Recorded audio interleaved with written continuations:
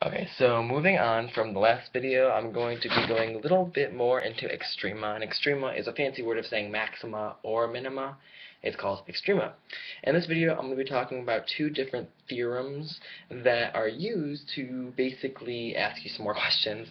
There's one called the extreme value theorem, and then the next one is called the mean value theorem. So basically, I'm going to start off with the extreme value theorem because it's easier. It's just something I want to start with. The two aren't super related to each other, but they just tell you more about the line. So the extreme value theorem, the fancy way of saying it, is that if f is continuous on closed interval, closed brackets, a, b, so from a to b, including a and b, then f of x has an absolute maximum and minimum on a, b. Absolute maximum means that it's the most maximum thing on the segment.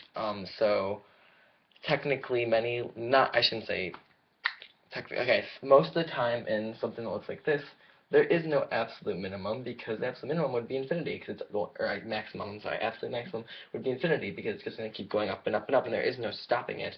Now, it'd be different if then it went here and then there was like a horizontal asymptote, then this would be the absolute maximum. But a question is never going to ask you for absolute maximum or minimum unless it is on like a segment of the line. So let's say right here that we have this, like that, close, close, and it says what is the absolute minimum? Well, the absolute minimum, there are two minimums, one right here and one right here. However, the absolute minimum is this one because it is the lowest one on the entire segment. So the absolute maximum in this case would be this one, even though there's another maximum right there and right there. So what the theorem is saying, the extreme value theorem, it is saying that on any interval that is closed, there must be one absolute minimum and one absolute maximum. So being an educated person, you might want to ask me, Brady, what about this, if it looks like that? There's no maximum or minimum. This is just a line. So how on earth could there be an absolute maximum or minimum that the theory says there has to be on here? And that's why the brackets are closed, because the absolute maximum would just be the endpoint that's on the top, and the absolute minimum would just be the endpoint that's on the bottom. So let's just start with a story problem and say, what is the absolute extrema of this line, which I'm probably going to have to move so you can see, f of x equals sine of 2x minus 2x. And it's asking for the absolute extrema. You should go, how do I do that? Because it needs to give you restraints.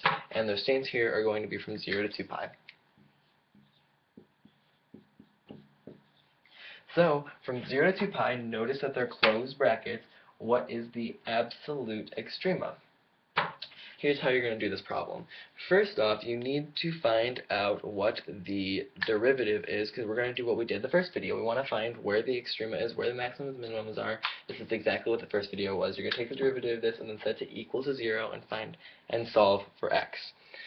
So the derivative of this, using the information that we know from the second chapter, is 2 cosine of 2x minus 2.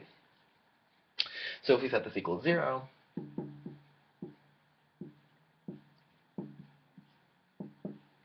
then we can add the 2 to the other side, divide them all by 2, and it's going to be 1 equals cosine of 2x, and this is a little bit of a pre-calc review. Then you know that x equals, on this interval, 0, pi, or 2 pi. Well, we know right now that it can only be two absolute extrema. There can be an absolute maximum and an absolute minimum. So one of these has to not be a part of it. And this is when we're going to use this new concept, not a new concept, but the new strategy I'm teaching you by using a chart. You must do this. Make a quick chart and make one side of the chart x and one f of x. We're going to put in the values you got from here,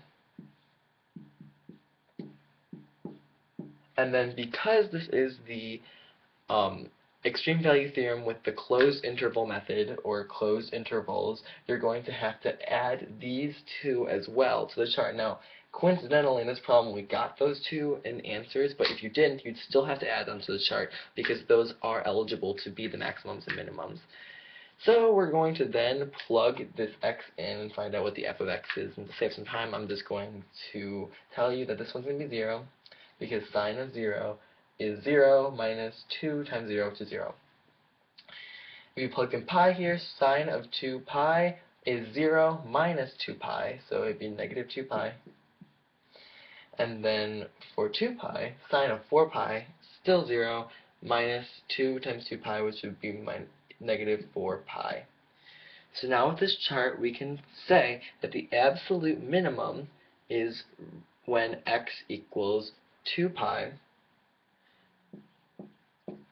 However, the question isn't asking where is the absolute minimum, it's asking what the absolute minimum is. So your answer would just be negative 4 pi. Now your maximum has to be right here because these are both negative, so this has to be the maximum. So the absolute x